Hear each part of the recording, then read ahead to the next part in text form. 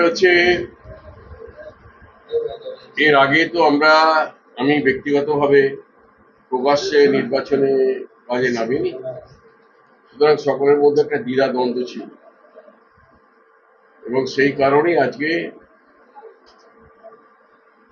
সকলকে ডেকে জেলা অফিসে মোটামুটি আমাদের যারা মৌনা ক্লাবের ইলেকশন করে তাদের প্রত্যেককে ডেকে আজকে এই মিটিংটা করলাম।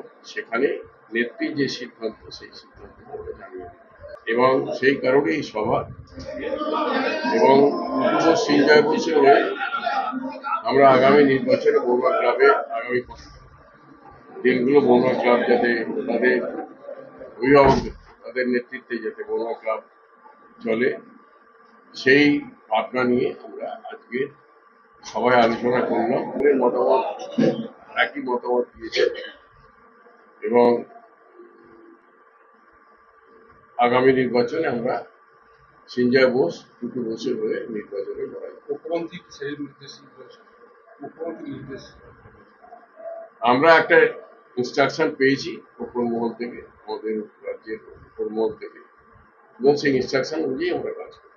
সেটাই আমরা জানিয়ে দিলাম সকলের কাছে, মেসেজটা দিয়ে দিলাম সমস্ত আমাদের সভাপতি। কেন কিছু কোনো ব্যাপার না, আমরা সকলে মিলে সকলকে ডাকলাম, ডেকে আলোচনা একটা জায়গা ঠিক করতে হয়।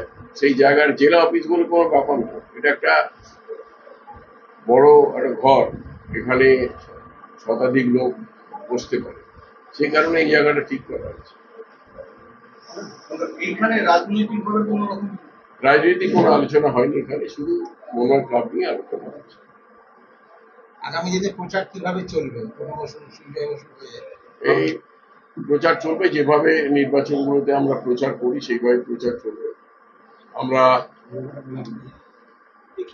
আগামী নির্বাচন ঠিক হলে, তারপরে নমিনেশন পেপার সাবমিট হলে, তারপরে যখন নির্বাচনের ডেট ডিক্লেয়ার হবে তারপর থেকে আমরা প্রচারে ঝাঁপিয়ে পড়ব। পুরোপুরি আশাবাদী আমরা বিপুল ভোটে জিতব। না, এটা কোনো ব্যক্তিগত কারো ব্যাপারে নয়, আমাদের উপর মহল যে নির্দেশ দিয়েছে সেই নির্দেশ অনুযায়ী